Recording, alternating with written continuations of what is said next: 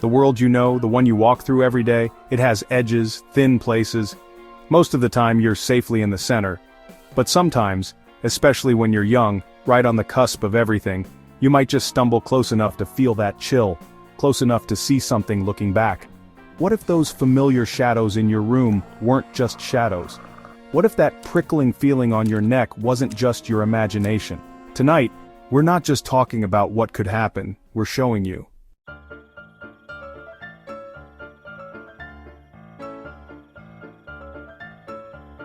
Welcome, and get ready to feel a little unsettled.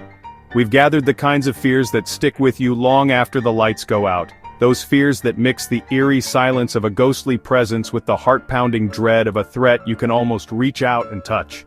For this collection, we've whipped up 5 original stories. Each one focuses on those vulnerable, terrifying moments that can really define the teenage years, where the line between the supernatural and the all-too-real gets terrifyingly blurry.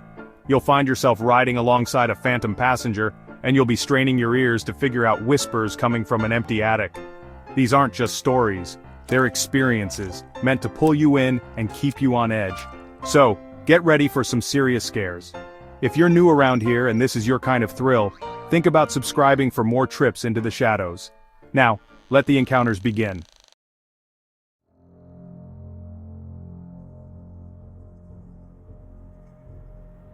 Being 17, it's all about those carefully guarded freedoms, isn't it? Pushing boundaries just to feel them give a little. For Maya and Chloe, a Friday night, even though they were grounded, had that same old allure. A quick drive, they'd begged Maya's older sister Sarah, who was stuck reluctantly watching them, just around the block, for a breather. Sarah, worn down by their constant pleading and maybe remembering her own teenage adventures, finally gave in. 15 minutes, and straight back. If your mom calls, you were looking at the stars in the driveway. It was a fragile truce, and the girls knew it. But that taste of rebellion was sweet. Instead of the short loop they promised, Maya, driving her mom's aging sedan, found herself turning onto Old Mill Road. You know the type, a stretch of pavement locals always whispered about. It led out towards the reservoir, bordered by a dense nature strip where trees clawed at the sky, their branches like skeletons against the bruised twilight. They parked, switched off the engine, and the sudden silence just made the chirping of unseen crickets even louder. Think anyone ever actually comes out here? Chloe wondered aloud. Only people with nowhere else to be, I guess, Maya replied, trying for a casual tone that didn't quite hide the unease prickling her skin. They talked for a few minutes, the usual teenage stuff, school gossip, dreams, worries. But underneath their chat, there was a growing, shared feeling, a heaviness in the air inside the car, like an unspoken thought pressing down on them. Both girls felt it, a subtle shift in atmosphere that made the hairs on their arms stand up. It was an inexplicable presence, totally undeniable and deeply unsettling. Then, it happened. With a sudden violent thud that made both girls scream, the passenger side rear door slammed shut. There was no wind. No one was near the car, just that echoing metallic clang in the suffocating stillness. Maya didn't need to be told twice. Her hands fumbled with the keys, the engine roaring to life with a panicked urgency. She slammed the car into drive, tires spitting gravel as they careened back onto the road, away from the oppressive darkness of that nature strip. They didn't speak, their breath coming in ragged gasps. As Maya sped up, trying to put as much distance as possible between them and that terrifying spot, Chloe let out a choked sob. "Maya! Something!" she stammered. Maya glanced over. Chloe was staring down at her own leg, her face a mask of horror. Something cold, just touched my thigh. Maya's blood ran cold. She floored it. As they sped down Old Mill Road, a new surreal horror started. The streetlights lining the road, those supposed beacons of safety, began to go out as they passed under them. One by one, pop, pop, pop. Each light winked out in sequence with their car, plunging the road behind them into deeper darkness. It was as if the darkness itself was chasing them, swallowing the light in their wake. The feeling of being followed, of carrying something malevolent with them, was overwhelming. They didn't dare go home. The thought of bringing this thing into their houses was just unbearable. Maya, her knuckles white on the steering wheel, drove frantically towards the one place she could think of, Liam's house. Liam was a friend from their art class, known for being calm and for his family's open-mindedness about things most people don't see. His house, with its warm lights and wind chimes, felt like a sanctuary. The moment they pulled into Liam's driveway, the oppressive feeling that had clung to them like a shroud seemed to ease up, its grip loosening. They stumbled out of the car, recounting their story in frantic, overlapping sentences, to a bewildered but understanding Liam. He listened patiently, and just his presence was calming. Inside his home, surrounded by his family's comforting normality, the terror began to fade, replaced by a bone-deep exhaustion. The drive home, with Liam following them, was blessedly uneventful. The streetlights stayed on. No cold hands reached out from the shadows. But the memory of that night on Old Mill Road stuck with them, a scar etched into their minds. They never spoke of it to anyone else, but sharing that experience forged an unspoken bond between them. They were convinced they'd encountered something not of this world, a chilling reminder that sometimes the most ordinary moments can be pierced by the truly supernatural. And they knew, with a certainty that chilled them to the bone, that a part of that darkness still lingered in the memory of that phantom touch, and the lights going out, one by one.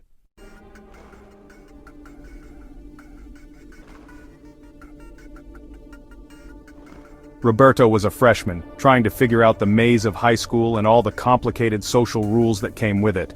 His grandmother's house, a sprawling Victorian with creaky floors and rooms full of the ghosts of decades past, was usually his safe place, full of comforting smells and familiar routines. But lately, it had started to become a source of quiet, creeping dread. It began subtly. Sounds from the attic. The attic was a place of mystery, only reachable by a narrow, pull-down staircase in the upstairs hallway. Roberto had only been up there a few times. It was a dusty home for forgotten furniture, old trunks, and that lingering scent of mothballs and time. Now, though, it seemed to have a life of its own. He'd be downstairs, maybe doing homework at the kitchen table or watching TV in the living room, always when he was alone in the house, and he'd hear it. A faint whistling, a tune with no real melody seeming to drift down from directly above. Then footsteps. Not the scurrying of mice or squirrels, but deliberate, paced footsteps, like someone was walking slowly back and forth up there, in the sealed-off space. The first few times, driven by a mix of curiosity and a teenager's bravado, he'd gone to check. He'd pull down the creaking attic stairs, call out a hesitant, "hello," and cautiously climb into the dim, cobweb-draped space. Each time the attic was empty. Dust lay thick and undisturbed on the floorboards. No footprints visible except for his own fresh ones. The silence would be absolute, pressing in on him, making the noises he'd heard from below seem like a trick of his imagination. But he knew they weren't. As the weeks passed, the noises got more frequent, more insistent, always when his grandmother was out shopping or visiting friends. The whistling would sometimes sound almost conversational, as if it was responding to the other sounds in the house. The footsteps would sometimes pause directly over where he was sitting, as if something was listening. His initial curiosity turned into a persistent anxiety. He started avoiding being alone in the house for long. If he had to be, he'd blast music, trying to drown out the unsettling sounds from above. His grandmother, a practical woman with little patience for what she called fanciful notions, brushed off his tentative mentions of the noises as the house settling or the wind playing tricks. "This old house is always making a racket, Roberto. You'll get used to it." But Roberto knew this was different. This felt like it was on purpose. These experiences began to bleed into other parts of his life. He found himself paying more attention to superstitions, little rituals he'd do for luck or protection. He'd avoid walking under ladders not because he truly believed it was bad luck, but because the idea of tempting fate, of inviting any more strangeness into his life, felt unbearable. His belief in ghosts, once a vague idea fed by movies and stories, hardened into a quiet certainty. There was something in his grandmother's attic, something unseen but definitely there. He never saw anything. He never experienced anything more direct than the whistling and the footsteps. But the subtlety of it all was perhaps more unnerving. It was a constant low-level hum of the inexplicable, a reminder that the ordinary world could be overlaid with something else, something that whispered from just beyond what we can see. The attic remained a source of dread, a sealed room holding an unseen occupant, and Roberto learned to live with the unsettling knowledge that sometimes, the most frightening things are the ones you can only hear, their presence a constant chilling whisper in the quiet moments.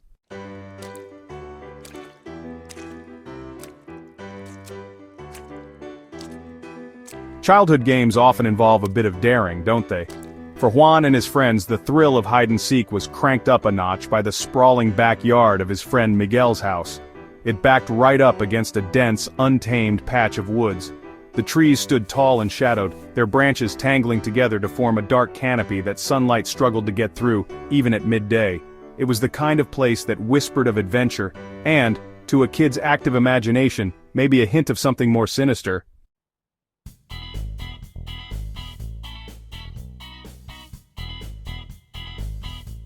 Alright, we're at the halfway point, and believe me, the shadows are just getting started. If these stories are sending shivers down your spine, help us out and hit that like button. And if you haven't already, go on and subscribe, then turn on those notifications. You really won't want to miss what's lurking in the next part of our compilation. Let us know in the comments which story has creeped you out the most so far. Now let's get back to the terror.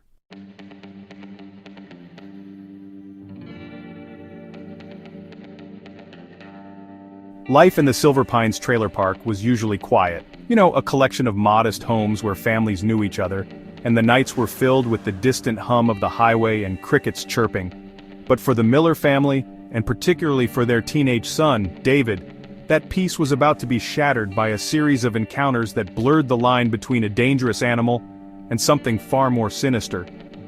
It began with hushed rumors and uneasy looks between neighbors. A few families on the edge of the park, near a cluster of abandoned, run-down trailers, had started reporting strange things. Then the Andersons, who lived 2 lots down from the Millers, moved out suddenly, almost overnight. Whispers followed them. They claimed they'd been terrorized, even attacked by some kind of large, wolf-like animal that had been stalking the edge of their property. Most people just dismissed it as an overactive imagination or a stray dog made bigger by fear. But David and his younger sister Emily had seen things too. From their bedroom windows, which looked out over the forgotten trailers, they'd caught glimpses of movement in the overgrown grass. More disturbingly, they both swore they had seen a pair of glowing red eyes staring back at them from the darkened windows of one of the abandoned units. Eyes that seemed to hold a chilling intelligence. David, a budding artist, started having vivid, terrifying nightmares. He'd wake up in a cold sweat, the image of a gaunt, shadowy creature with those same burning red eyes burned into his mind. He began to draw it compulsively, filling sketchbooks with unsettling pictures of the entity. The drawings were disturbingly consistent, tall, unnaturally thin, with long limbs and those piercing, crimson eyes. One evening, as dusk settled, David was in his room when he heard a scratching sound at his window. He looked up, his heart leaping into his throat. There, pressed against the glass, was the face from his nightmares, its red eyes glowing faintly in the dim light. It was there for just a second, then it was gone, melting back into the shadows as if it were never there. He screamed. His parents rushed in but found nothing. They tried to reassure him. It was a reflection, a bad dream bleeding into reality. But David knew what he'd seen. Emily too became more withdrawn, complaining of bad dreams and a constant creepy feeling of being watched. The family was caught in a terrible limbo. Was this a real, dangerous animal driven to desperation? A coyote or a feral dog maybe? Or was it something else? Something that defied logical explanation, the kind of creature whispered about in local folklore. The red eyes, the almost supernatural way it appeared and vanished, didn't fit any normal animal. The fear was real, a heavy blanket over their home. Other families nearby started reporting similar unsettling experiences, pets disappearing, strange howls in the night, and that persistent, unnerving feeling of being observed by something predatory. The Millers beefed up security on their trailer as best they could, checking locks over and over, keeping lights on all night. But the sense of being under siege remained. The red-eyed intruder, whether it was a creature of flesh and blood or something darker, had turned their small corner of the trailer park into a place of deep fear. The not knowing was part of the terror. Not being sure what they were truly up against made it all the more horrifying. A constant, unseen threat with glowing red eyes that haunted their waking hours and their dreams. The situation drove home a terrifying truth. Sometimes the scariest monsters are the ones you can't quite define, lurking just beyond the light, their intentions unknown but definitely hostile.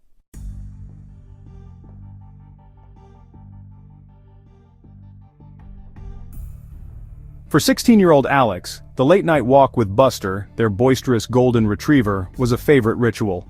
It was a time to unwind, breathe in the cool night air, and let Buster burn off his seemingly endless energy. Their house was on a large property with a wide lawn that eventually gave way to a thicket of trees at its furthest edge. Floodlights lit up a good chunk of the yard, but beyond their reach, the darkness was complete and absolute. One clear, moonless night, Alex and Buster were near this shadowy edge. Buster was sniffing enthusiastically at the base of an old oak tree, while Alex gazed up at the star-filled sky. Suddenly, a distinct sound cut through the quiet. Hoo-hoo, hoo-hoo. An owl, Alex thought, though it sounded a little off, a bit too forced. Cool, Alex murmured, scanning the branches of the nearby trees. Buster, however, reacted differently. His happy sniffing stopped cold. He froze, ears perked, a low growl rumbling in his chest. This was weird. Buster was friendly to a fault, more likely to lick an intruder into submission than to show any aggression. "What is it, boy?" Alex asked, a flicker of unease starting to creep in. The hooting came again, from the same direction but sounding subtly different, closer. Hoo-hoo. Hoo-hoo. Alex, still thinking it might be a neighbor or even a family member playing a prank from the darkness, called out, "Dad, is that you trying to be an owl?" Silence. Only the sound of Buster's intensified growling answered. The dog was now rigid, hackles slightly raised, staring intently into the impenetrable blackness just beyond the reach of the floodlights. He refused to move further, planting his paws firmly. The owl sound repeated a third time. Hoo-hoo-hoo-hoo! This time there was no mistaking it. It was much, much closer. So close, in fact, that it seemed to come from just a few feet beyond where the light ended and the solid wall of night began. And it was definitely not an owl. There was a guttural, almost mocking quality to it now. It was a human imitation, and a chillingly good one. A cold wave washed over Alex. Someone was out there, hidden by the darkness, deliberately mimicking an owl, watching them. The realization hit like a punch to the gut. This wasn't a prank. This was something else, something predatory. The playful night air suddenly felt heavy with menace. Buster, sensing Alex's fear, let out a short, sharp bark, a clear warning. "Okay, boy, let's go," Alex whispered, voice tight with fear, tugging gently on Buster's leash. They backed away slowly at first, then turned and hurried towards the safety of the house, Buster sticking close to Alex's legs, occasionally looking back and growling at the unseen watcher. Once inside, with the door locked and bolted, Alex peered through the window but saw nothing but the familiar yard and the unyielding darkness beyond. The hooting didn't come again, but the silence that followed was somehow more terrifying. Who had been out there? What did they want? Were they a person with bad intentions, or did the strange, unsettling nature of the encounter point to something even more sinister? The incident left Alex deeply shaken. The walk with Buster, once a comfort, became a source of anxiety. The edge of the property, once just a boundary, now felt like a doorway to the unknown and the dangerous. The perfectly imitated owl hoot, coming from an unseen figure hidden in the night, was a chilling reminder that real-world terror doesn't always announce itself with a roar. Sometimes it begins with a whisper, or a deceptive sound in the darkness, a subtle signal that you are not alone and that you are being watched.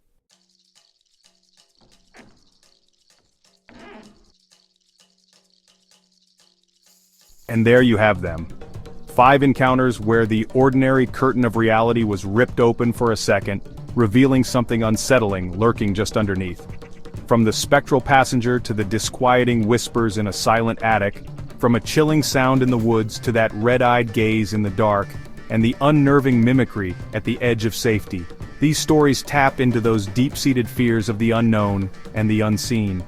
Each teen in these stories brushed against something inexplicable, something that left a mark. Which of these original spooky stories got to you the most? Was it the ghostly touch, the unseen presence, or the chillingly real threat of a hidden watcher? Let us know your thoughts, and hey, maybe your own unexplained experiences in the comments below. We read every single one.